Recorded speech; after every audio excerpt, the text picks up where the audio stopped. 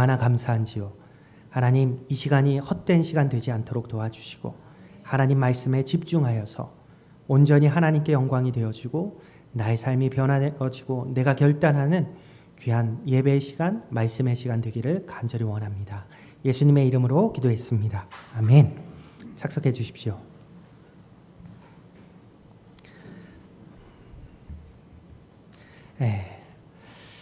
저는 최근에 조금 힘들고 조금 바쁜 삶을 살고 있습니다. 교회 사역이 바쁘다는 게 아니라요. 사실 교회의 바쁜 사역들은 좀 마무리됐죠. 여름 성경학교도 끝났고 여름 수련회도 잘 마쳤습니다. 그래서 교회 사역은 한결 여유가 있는 때인데 제 개인적으로 이사를 준비하고 있기 때문에 조금 바쁜 삶을 살고 있습니다. 9월 3일 날 이사를 합니다. 9월 3일 날 이제 일주일 정도밖에 남지 않았는데 사실 지금 교회 옆에 살고 있는 곳도 이사 온 지 2년이 되어 가는데 집주인이 갑자기 바뀌게 되면서 오셔서 친히 사시겠다고 하셔서 저는 이제 나와야 하는 상황이 됐습니다. 이사하는 집은 지금보다 조금 멀어진 청량리동으로 이사를 하게 되었는데요. 제가 지금 살고 있는 집이 아시는 분은 아시겠지만 5층이고 엘리베이터가 없습니다.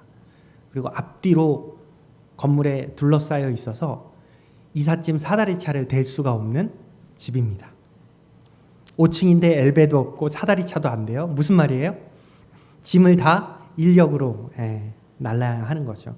그래서 2년 전에 이곳으로 이사를 올 때 이사 견적을 내봤더니 예상보다 훨씬 큰 금액을 요구하더라고요. 5층으로 올려야 하고 인력을 한 7명은 써야 한다라고 얘기를 하더라고요. 그래서 그때 제가 어떻게 이사를 했냐 하면 마침 그 집이 공실이었기 때문에 비어 있었기 때문에 집주인에게 사정을 잘 말씀드리고 제가 아침마다 미리 짐을 조금씩 날랐습니다. 거의 한 달 동안 그렇게 옮겼더니 이사 당일에는 큰 짐을 제외하고는 거의 이미 다 옮긴 상태가 되었어요. 그래서 정작 이사 당일에는 옮길 짐도 별로 없었고요. 아주 편안하게 이사 비용도 많이 줄여서 이사를 할 수 있게 됐어요. 그렇게 힘들게 이사를 했는데 또 이사를 가게 된 거죠. 내가 적어도 여기서 4년은 살아야지 했는데 걱정되는 건 어떻게 이사하지? 여길 또 어떻게 나가지? 견적 내기가 두렵다. 2년이나 지났으니 인건비는 훨씬 더 올랐을 텐데 저희가 이사할 곳도 4층입니다. 4층이고 엘리베이터가 없더라고요. 다행히 사다리차는 어떻게 하면 각이 나올 수 있을 것 같았습니다. 근데 여러분 이사갈 그 집도 마침 공실이더라고요. 비어 있더라고요. 자꾸 제 머릿속에 2년 전에 이사가 떠오르는 거예요. 그때랑 너무 비슷한 상황이어서 어떻게 할까 하다가 부동산에 전화해서 집주인이 허락해 주신다면 미리 조금씩 짐을 옮기고 싶습니다. 얘기를 했어요. 어떻게 됐을까요? 허락해 주셨어요. 허락해 주셔서 지금 2주째 짐을 조금씩 옮기고 있어요. 2년 전 이사를 똑같이 또 하고 있습니다. 퇴근해서 집에 들어가면 내일 아침에 옮길 짐을 이렇게 쌉니다. 그리고 새벽 기도를 다녀오고 나서 차에다 짐을 싣고 이사할 집에 그날 분량의 짐을 다 옮기고 나서 출근을 합니다. 지금 그래도 꽤 많이 짐을 옮겼어요. 저희 집에 애들 책이 좀 많은데 책은 이미 다 옮겼고 지금은 잡동사니들 그리고 이제 저 혼자 할 수 없는 큰 짐을 이번 주에 할 것 같은데 남자 청년들 전화기를 반드시 켜고 대기해 주시기 바랍니다.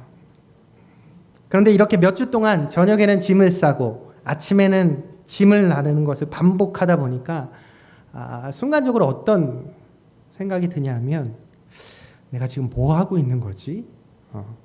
굳이 이렇게까지 해야 되나? 라는 생각이 들더라고요. 물론 상황이 허락되고 제가 자진해서 한 일이긴 하지만 순간 그 현실 자각 타임이라고 하죠. 현타가 오더라고요. 뭔가 반복되는 이런 삶, 나아지지 않는 것 같은 상황, 마치 다람쥐가 쳇바퀴 도는 듯한 저런 모습 같아 보였어요. 순간적으로. 근데 이것이 저만의 모습일까요? 여러분의 한 주는 어떠셨습니까? 여러분의 지난 한 주, 그리고 지난 한 달, 이번 연도는 어떠십니까? 열심히 달리고 계시죠? 괜찮아질 거야. 나아질 거야.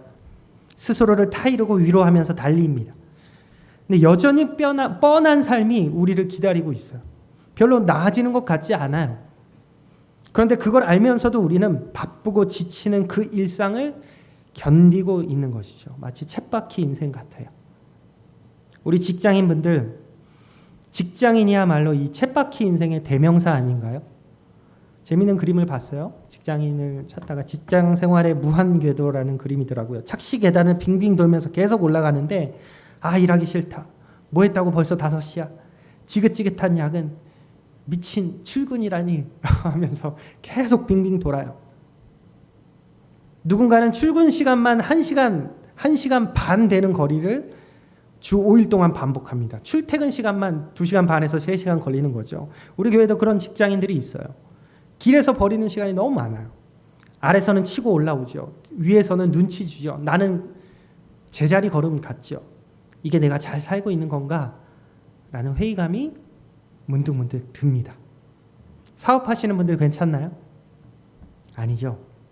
이 나라 경제가 나아지고 있다라는 소식을 들어본 지가 언제인지 까마득해요. 코로나만 지나면 괜찮아지겠지. 그래도 올해만 지나면 괜찮아지겠지. 이런 생각으로 버텼는데 점점 더 어렵다라는 얘기뿐이에요. 그래서 사업하시는 분들이 투잡을 뛰시고 쓰리잡을 뛰시고 엔잡러라는 말이 나올 정도로 여러 가지 직업들을 닥치는 대로 하고 계세요. 우리 전업주부들은 어떠세요? 전업주부는 편할 거야 라고 생각하시는 분들 요즘 별로 없으신 것 같아요. 다행히도. 그렇게 얘기했다가는 큰일 납니다. 아이를 양육하는 가정이라면 할 일은 더 많죠. 가정일은 주 5일 근무가 아니라 24시간 365일 하는 것이 가정일인 것 같아요. 매일 그렇게 똑같이 반복되는 삶을 살아가면서 지쳐가는 주부들이 있는 거죠. 우리 학생들 괜찮을까요? 제 2 아들이 지난주 수요일날 개학을 했어요. 이제 학교를 가고 있는데 개학 전날 화요일날 밤에 둘 다 똑같이 이렇게 얘기하더라고요. 학교 가기 싫다. 이렇게. 초등학교 2학년, 4학년짜리들이 그러고 있는데 그 위에 학년들은 말해 뭐 하겠는가 생각이 들어요. 방학 때 그나마 늦잠도 좀 자고 조금의 여유라도 있었는데 이제 또 쳇바퀴의 삶입니다. 학교, 학원, 집, 학교, 학원, 집. 사실 우리 모두는 반복되는 일상을 살아갑니다. 그다지 특별하지도 않고 별 변화도 없는 뻔한 삶을 하루하루 살아가고 있어요. 열심히는 살아갑니다. 하지만 어느 순간 내 인생이 쳇바퀴 인생 같다라고 생각이 들기 시작하면 삶이 별로 의미가 없어 보여요. 권태로움이 자리 잡기 시작해요. 이렇게 살아도 될까? 잘 사는 게 뭐지? 나 어떻게 살아야 되지? 내 가치는 무엇이지? 이런 생각 속에 빠져서 의미 없이 바쁘고 피곤한 일상을 반복하면서 살아갑니다. 그러나 여러분, 우리만 이런 것이 아니라 성경에서도 이런 사람들이 등장을 하고 있어요. 그 중에 하나가 오늘 본문에 나오는 베드로입니다. 베드로도 일상에 지쳐있는 사람이었어요. 그도 다람쥐가 쳇바퀴 돌듯이 반복되는 일상 때문에 지치고 피곤한 삶을 살아가고 있습니다. 베드로의 직업이 무엇이죠? 어부죠. 어부. 우리 주님 만나기 전에 베드로의 직업은 어부였습니다. 매일매일 고기 잡는 일이 베드로의 일입니다. 오늘 본문에도 보면 그물을 씻고 손질하고 있는 베드로가 등장하고 있어요. 그는 아마도 고기잡이를 다 마치고 그물을 씻고 정리하면서 귀가를 준비하고 있었을 겁니다. 그럼 이때가 보통 하루 중에 언제쯤이었을까요? 보통 오후라고 생각하기 쉽지만 본문 5절에 보면 베드로가 주님께 얘기할 때 어떻게 뭐라고 얘기하냐면 밤이 새도록 수고하였을 때라고 얘기하고 있어요. 이렇게 말하는 것을 보면 지금은 아침일 가능성이 큽니다. 오전일 가능성이 커요. 베드로는 밤새 야간 작업을 한 거죠. 그런데 그 결과가 어땠습니까? 허탕입니다. 밤새도록 고기를 잡기 위해 노력했지만 왜인지 이날은 계속해서 빈 그물만 올라오는 거예요. 그래서 결국 한 마리도 잡지 못하고 배를 돌려서 나와야 했습니다.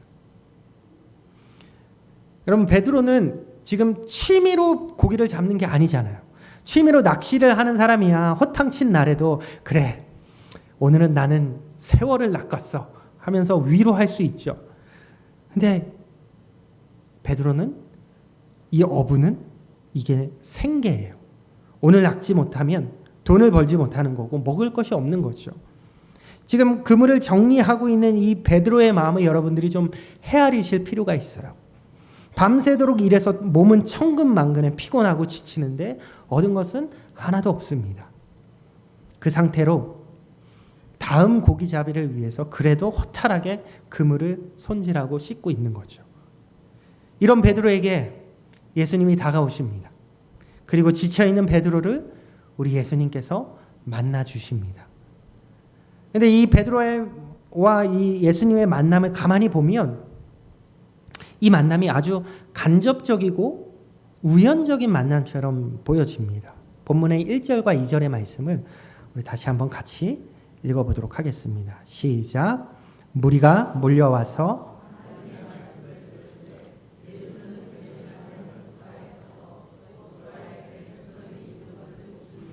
어부들은 배에서 나와서 그물을 씻는즉. 수많은 무리가 하나님의 말씀을 듣기 위해서 예수께로 지금 몰려온 상태예요. 예수님께서는 게네사렛 호숫가에 서 계셨다고 하는데 이 게네사렛 호수는 갈릴리 호수를 말합니다. 굉장히 큰 호수죠. 갈릴리 바다라고 말할 정도로 길이가 20km, 폭이 11km 정도 되는 엄청난 크기의 호수입니다. 아마 예수님께서는 많은 무리들에게 점점 떠밀려 가듯이 갈릴리 호숫가까지 오셨는지 모르겠어요. 그리고 마침 그 호숫가에는 누가 있어요? 밤새 허탕치고 돌아온 베드로와 몇몇의 어부들이 그물을 손질하고 있죠. 이렇게 마치 우연을 가장한 만남이 시작이 됩니다. 우리 이어지는 3절을 한번 읽어보겠습니다. 3절의 말씀 시작. 예수께서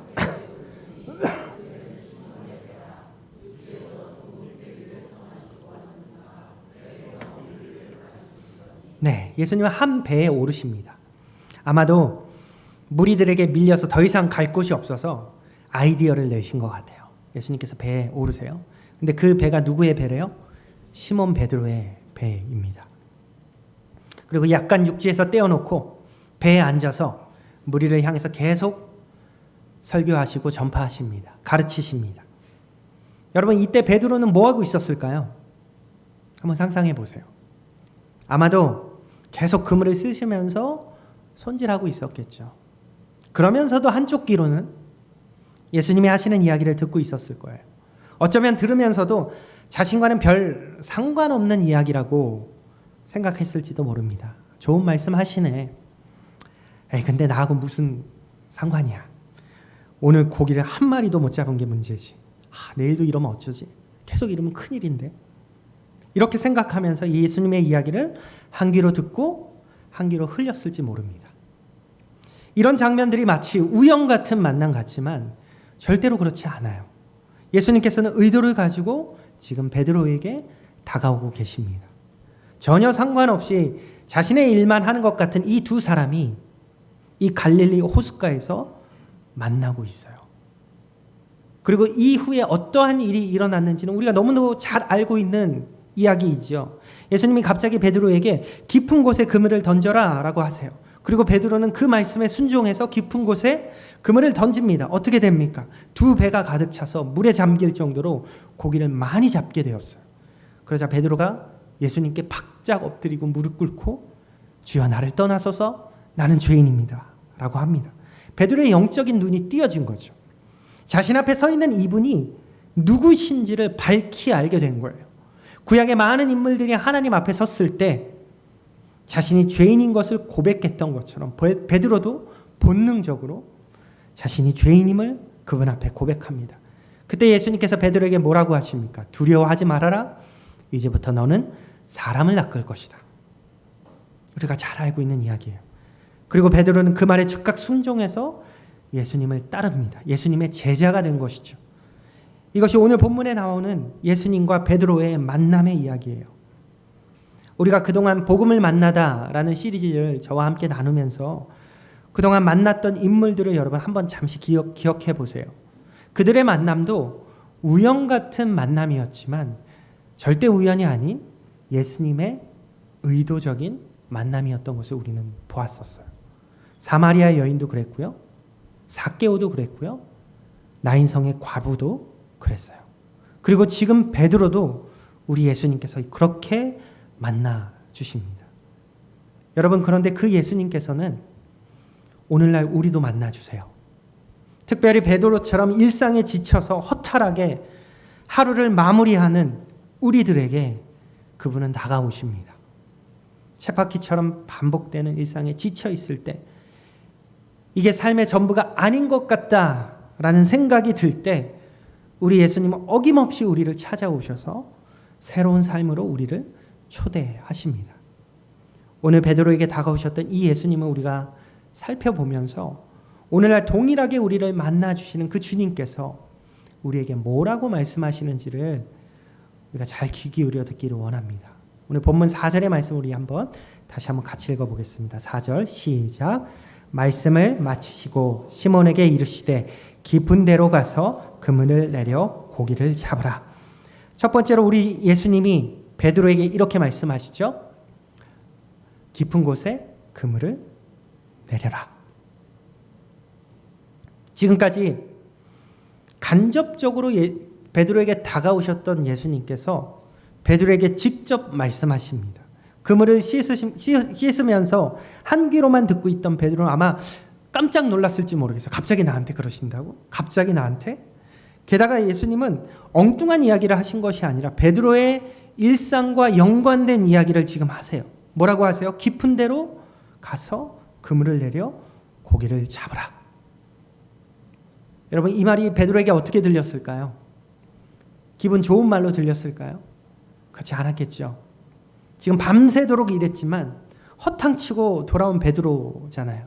지칠 대로 지쳐 있습니다. 게다가 그물도 지금 다 정리해 가요. 다음 어부 작업을 위해서 다 정리했어요. 이제 좀 들어가서 쉬고 싶을 거예요. 만약 저라면 선생님, 지금은 아닌 것 같습니다. 우선 좀 씻고 좀 쉬고 싶습니다. 했을지 모르겠어요. 그런데 베드로가 어떻게 대답해요? 5절의 말씀 우리 같이 한번 읽어봅시다. 시작. 시몬이 대답하여 이르되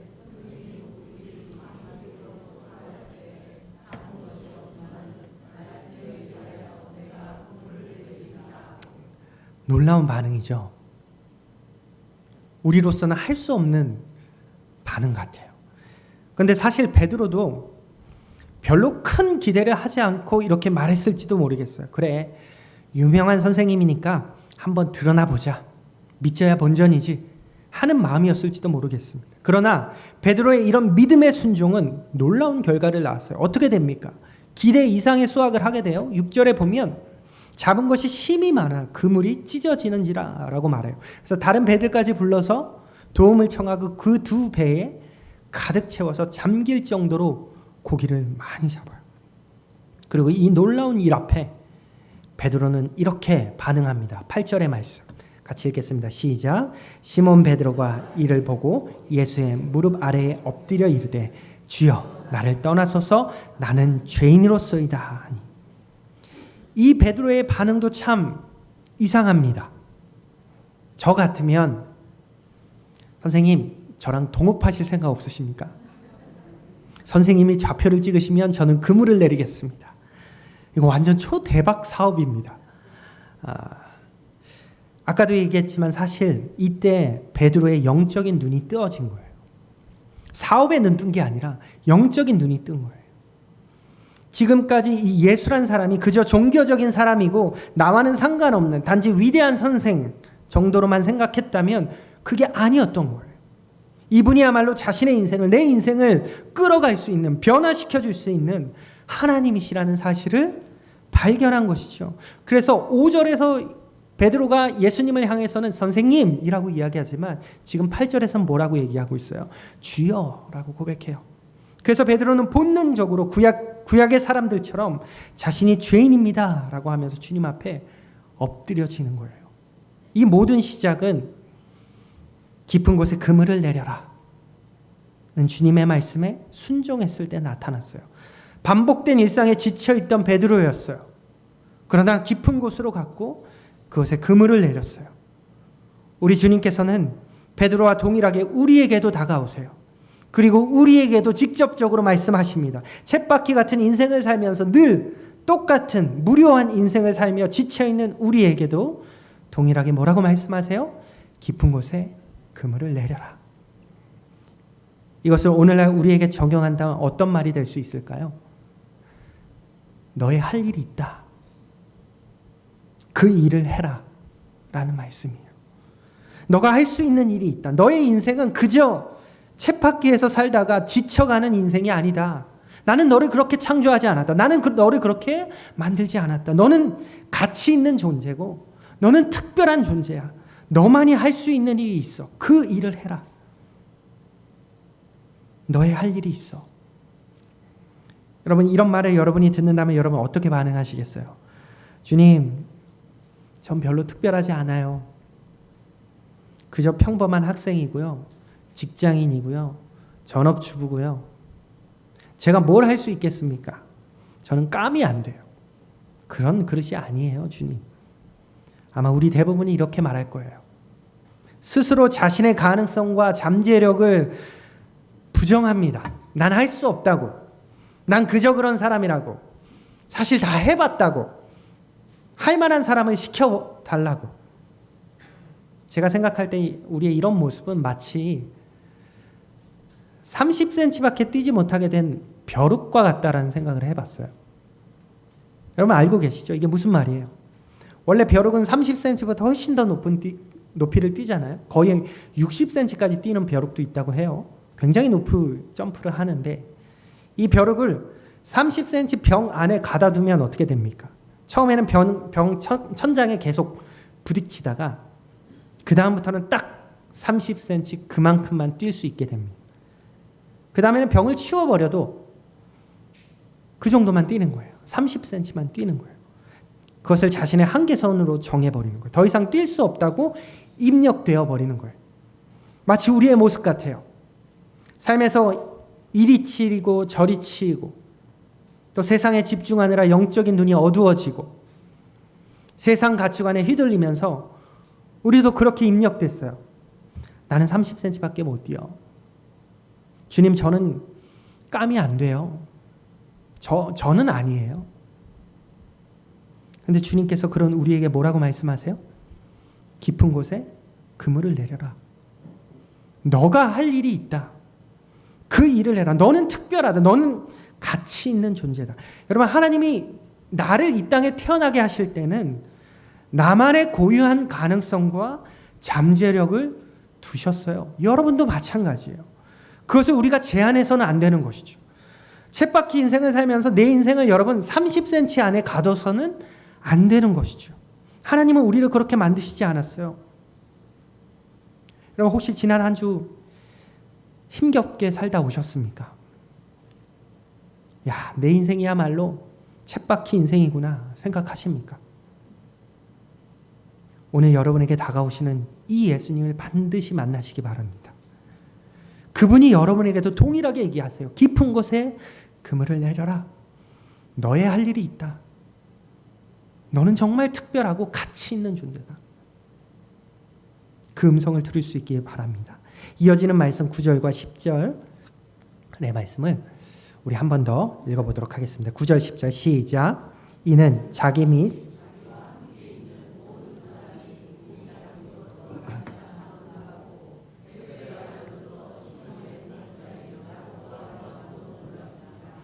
예수님께서 시몬에게 이르시되 무서워하지 말라. 이제 후로는 네가 사람을 취하리라 하시니. 우리 10절 후반절 말씀을 새번역 성경으로 다시 한번 읽어봅시다. 시작. 예수께서 시몬에게 말씀하셨다. 두려워하지 말아라. 이제부터 너는 사람을 낚을 것이다. 두 번째로 예수님이 베드로에게 하시는 말씀은 이것입니다. 너는 사람을 낚을 것이다.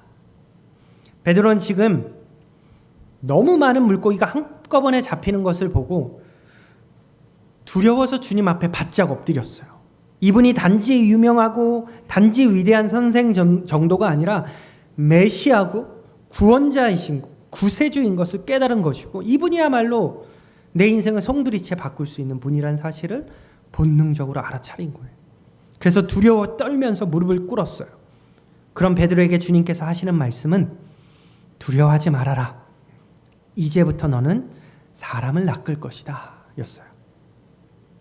여러분, 사람을 낚는다라는 이 표현이, 요즘은 낚였다라는 이 표현이 사실 부정적으로 좀 사용되기 때문에 여러분에게 어떻게 다가올지 모르겠지만, 사실 이것은, 이 표현은 베드로에게 굉장한 비전을 지금 심어주고 있는 표현이죠.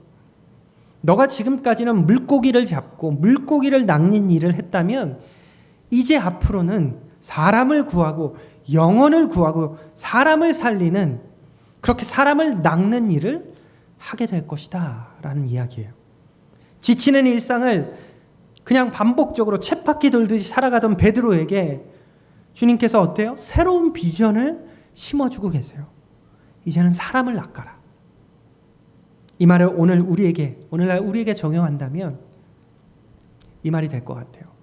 너의 삶에 새로운 비전을 발견해라. 여러분 삶에 주님께서 보여주시는 새로운 비전을 발견해야 되는 거예요. 이 말이 혹시 여러분에게 이런 부담으로 다가오지 않는지 모르겠어요. 신학교 가라는 말인가? 혹시 그런 부담이 있으신 분 계세요? 주님이 주신 마음일 수 있어요. 그렇지 않아도 신학교에 사람이 없습니다. 우리 종암교회도 그동안 수많은 신학생들을 배출했지만 류병선 전도사님 이후로 지금 맥이 끊겨 있죠. 이어줄 때가 된 것 같습니다. 그런데 이 말을 이렇게만 이해해서는 곤란하죠. 분명 누군가는 목사로 부르십니다. 저를 목사로 불러주셨듯이. 그러나 또 어떤 사람은 직장인으로 부르시고요, 자영업자로 부르시고요, 전업주부의 자리로 부르시고요, 노동자의 자리로 부르시고요, 다양한 삶의 자리로 부르세요. 여러분, 예수님이 베드로에게 새로운 비전을 제시해 주실 때 했던 표현이 뭐였어요? 너가 사람을 낚을 것이다 라고 했잖아요. 베드로에게 너 이제 신학교 들어가, 너 앞으로 유명한 복음 전도자 될 거야 라고 하지 않으셨어요. 물론 그렇게 충분히 말씀하실 수 있을 거예요. 이제 너는 복음을 전하게 될 거야, 이런 식으로. 그런데 우리 예수님 정말로 섬세하신 분이십니다. 베드로의 삶, 베드로의 일상, 그가 쳇바퀴 돌면서 지쳐있는 그 현장을 무시하시지 않고 그 삶을 존중하시면서 그의 일상의 언어로 그를 초청하고 계세요. 뭐라고 말씀하셨어요? 너는 이제 사람을 낚을 것이다. 아마 베드로는 이 말을 들으면서 수많은 것들이 연결되었을 것 같아요. 그동안 고기를 낚으면서 경험하고 습득한 여러 가지 노하우와 자질들이 이제는 사람을 낚는 그 일로 연결되는 거죠. 여러분, 어부는 어때야 돼요? 침착해야 되고요, 인내심이 중요해요. 아무데나 그물을 내려서도 안 되고, 조류나 주변 상황을 아주 민감하게 잘 살필 줄 알아야 돼요. 이 모든 자질들이 베드로에게 연결되어지는 거죠. 우리 주님이 이렇게나 섬세하게 베드로를 초청하시고 그에게 비전을 보여주십니다. 여러분, 우리에게도 동일합니다. 우리에게도 예수님은 사람을 낚으라고 하면서 새로운 비전을 여러분에게 제시해 주십니다. 우리 모두가 다 신학교 가라는 말이 아니에요. 우리 주님은 여러분의 삶의 자리를 무시하시지 않습니다. 여러분이 지금 어떤 직업을 가지고 계시든, 어떤 위치에 계시든, 혹은 집에서 가정주부로 계시든, 우리 주님은 그 모든 일상을 무시하지 않고 오히려 그 일상에서, 같은 그 일상에서 새로운 비전을 보게 하세요. 다람쥐 쳇바퀴 같은 반복되고 지쳐가는 그 삶에서 오히려 그 현장에서 새로운 비전을 발견하라고 말씀하세요. 여러분의 그 자리에서 새로운 시각이 열려야 합니다. 그 일상에서 너는 사람을 낚을 것이다 라는 우리 주님의 음성을 여러분이 들을 수 있어야 합니다. 여러분은 그 자리로 부르신 분명한 주님의 비전이 있고요. 분명한 주님의 뜻이 있으신 거죠. 얼마 전에 다른 교회에 출석하는 어느 청년을 오랜만에 만났어요.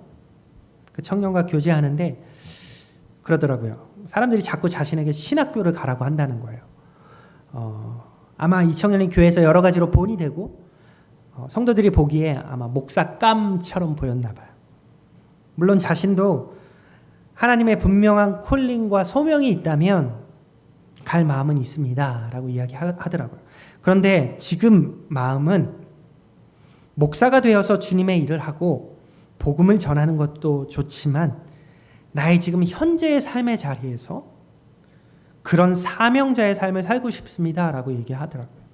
목사가 되어야만 복음 전하고 목사가 되어야만 믿음 좋아지고 예수 더 잘 믿게 되고 이런 게 아니라 지금 일상에서 그런 비전을 품고 지금 나의 삶에서 그런 시각으로 살아간다면 더 좋을 것 같아요. 더 영향력이 있을 것 같아요 라고 얘기를 하더라고요.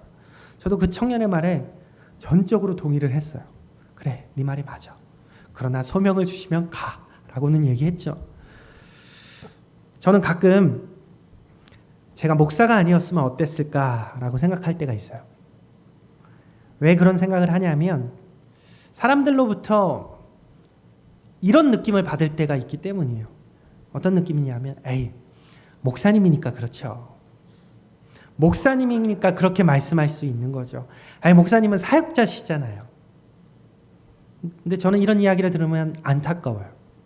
오히려 이 목사의 믿음의 말이 별로 영향력이 없어 보여요. 그런데 여러분, 목사라서가 아니라, 아니 목사뿐만이 아니라 여러분 모두가 여러분의 삶의 자리에서 그 일상에서 너는 사람을 낚을 것이다 라는 이 주님의 음성을 듣고 새로운 비전을 보고 새로운 시야가 열려서 그곳에서 그 삶을 살아간다면 그 영향력은 어마어마한 거죠. 그래서 사실 여러분이 중요한 거예요. 주일 하루 강단에서 말씀을 전하는 사람은 저일지 모르겠지만 목사일지 모르겠지만 그 나머지 일상에서는 여러분이 외치시는 거잖아요. 저보다 여러분이 삶의 현장에 더 가까이 가 계시잖아요. 모두가 다 신학교 가실 필요는 없어요. 회사원, 교사, 자영업자, 가정주부, 노동자로 살아가고 계시다면 그 인생에다가 그 삶에다가 주님께서 보여주시는 새로운 비전을 플러스 하셔야 돼요. 그래서 같은 일을 하더라도 다른 시각으로 볼 수 있어야 하고 더 넓은 시야로 새롭게 바라보게 되는 것이죠. 그러한 일상이 여러분의 삶에 필요해요. 여러분 지쳐 계십니까? 삶이 너무 반복적입니까? 너무 뻔한 인생을 살고 계십니까? 괜찮습니다. 우리 주님께서 그 삶의 자리에서 여러분을 만나 주십니다. 그리고 주님은 절대로 여러분의 그 삶을 무시하지 않으세요. 가볍게 여기지 않으세요. 오히려 그 자리를 존중하시고 가치 있게 여겨주시면서 그 자리에서 새로운 비전을 심어주십니다. 너는 사람을 낚을 것이다. 새로운 비전과 새로운 시각을 여러분이 그곳에서 발견하시기를 바랍니다. 오늘 본문 제일 마지막 구절 11절의 말씀을 우리 한번 같이 읽어봅시다. 시작.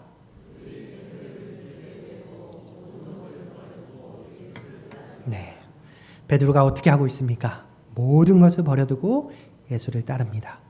예수께서 초청한 그 새로운 삶의 자리에 과감하게 순종해서 우리 주님을 따르고 있죠. 오늘 이 본문과 우리 누가복음을 살펴보고 있는데 이 본문과 병행 구절, 같은 사건을 기록한 다른 복음서 마태복음의 말씀을 보면 지금 베드로가 무턱대고 주님을 따라간 것이 아니에요. 마태복음 4장 19절의 말씀 우리 한번 읽어봅시다. 시작. 말씀하시되 나를 따라오라. 내가 너희 우리 주님께서 뭐라고 베드로에게 말씀하시면서 초청하세요? 나를 따라오라. 예수님께서 베드로에게 마지막으로 세 번째 하신 말씀입니다. 나를 따라오라. 예수님은 베드로에게 새로운 비전을 심어주셨죠. 사람을 낚을 것이다 라고 새로운 시야를 열어주셨어요. 그런데 그 후에 그래 한번 잘해봐. 혼자 잘할 수 있을 거야 라고 하지 않으셨어요. 나를 따라오라 라고 하십니다. 이 말은 내가 너와 함께 할 거야. 너의 리더자가 될 거야. 너의 멘토가 되어줄 거야 라고 말씀하시는 거예요. 이처럼 예수님은 우리에게 비전을 보여주시고 비전을 발견하게 하실 뿐만이 아니라 그 비전을 성취해 갈 수 있도록 우리와 함께 하시고 앞서 인도해 주시는 분이세요. 여러분, 그분을 신뢰하셔야 돼요. 그리고 그분을 따라 그분과 동행하셔야 돼요. 그분은 우리와 함께 하세요. 나를 따라오라고 말씀하시는 주님이세요. 목사인 저에게도 그러한 삶이 필요해요. 주님을 신뢰하고 그분과 동행하는 삶. 여러분, 저라고 매일이 기쁘고 매일이 주님과 동행하는 삶이고 매일이 할렐루야 아멘 하겠습니까? 아닙니다. 저도 지치고요. 저도 주저앉기도 하고요. 저도 제 삶이 쳇바퀴 인생 같은 삶이 생각이 들 때가 있는 거죠. 얼마 전에 친구 목사를 만나서 이런저런 교제하다가 장난처럼, 정말 장난이었습니다. 장난처럼 이런 이야기를 한 적이 있어요. 야, 우리 사역 그만할까? 장난이라도 이런 말을 하면 안 되는 건데 회개하겠습니다. 정말 회개하겠습니다. 저도 지칠 수 있죠. 힘들 수 있죠. 이삿짐 나르다가 현타가 올 수도 있죠. 그런데 그때 오히려 세상의 것에 집중하고 세상의 가치관에 집중해서 해결해 보려고 하고 그런다면 더 지치고 더 무너질 거예요. 돈에 집중하고 권력과 명예에 집중해서 해결해 보려고 한다면 더 힘들어지는 거예요. 여러분, 말 중에 이런 말이 있어요. 금융치료라는 말이 있어요. 여러분 아세요? 금융치료? 직장 생활이 아무리 힘들어도 월급 받고 돈 받으면 치료된다는 말이에요. 금융치료.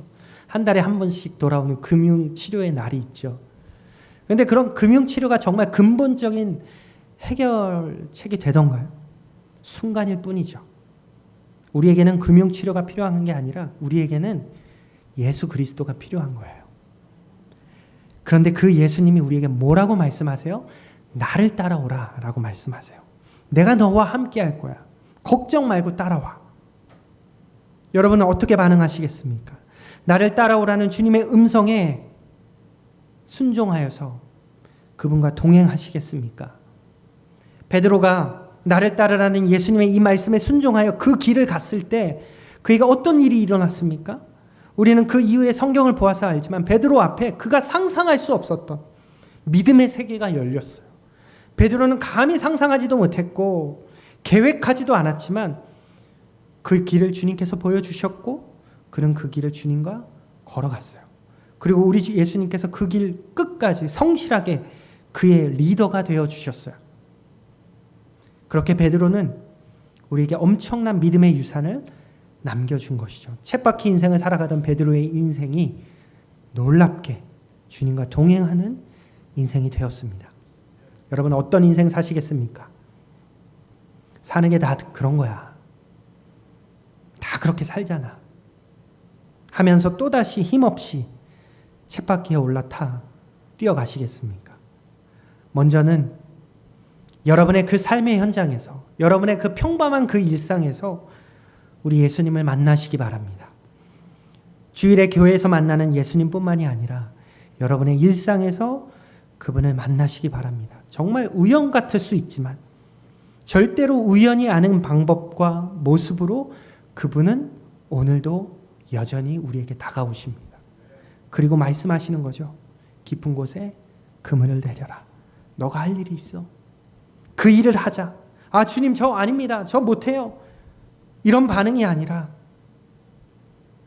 나는 가치 있는 존재고 주님의 고유함을 가진 존재인 것을 여러분 발견하시기 바랍니다. 절대로 30cm만 뛰라고 만들어진 존재가 아니에요. 여러분들은. 주님 안에서 그 가치를 발견하십시오. 그리고 주님은 너는 사람을 낚을 것이다 라고 말씀하시면서 새로운 비전을 발견하게 하시고 새로운 시각으로 우리의 평범한 일상을 바라보게 하십니다. 우리의 일상을 무시하지 않고 오히려 그 일상에서 새로운 비전, 새로운 시야가 열려야 하는 것이죠.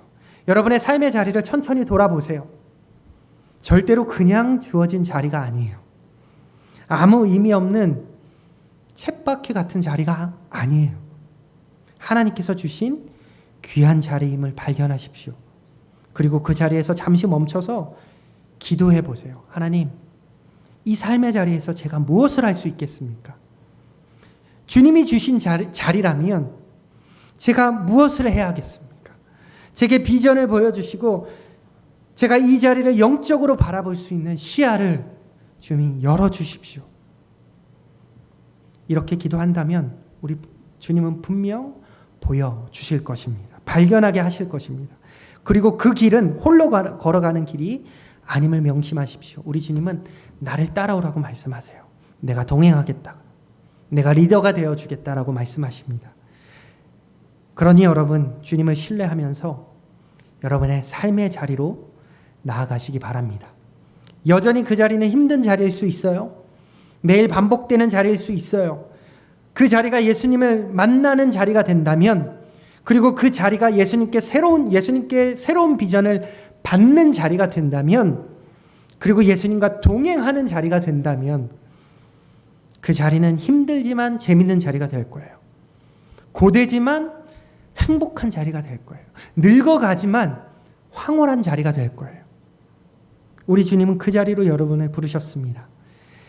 오늘 예배를 마치고 각자 돌아가시는 그 삶의 자리가 쳇바퀴 인생의 자리가 아니라 주님을 만나는 자리가 되길 소망하고, 주님이 주시는 새로운 비전과 시야가 열리는 되는 자리가 되기를 소망하고, 우리의 리더 되시는 주님과 동행하는 삶의 자리가 되기를 주님의 이름으로 축복하고 소망합니다. 이 시간 우리 잠시 결단하며 기도하기 원합니다. 우리가 반주 나오는 동안에 오늘 들은 말씀을 놓고 여러분 각자가 좀 기도하기 원합니다.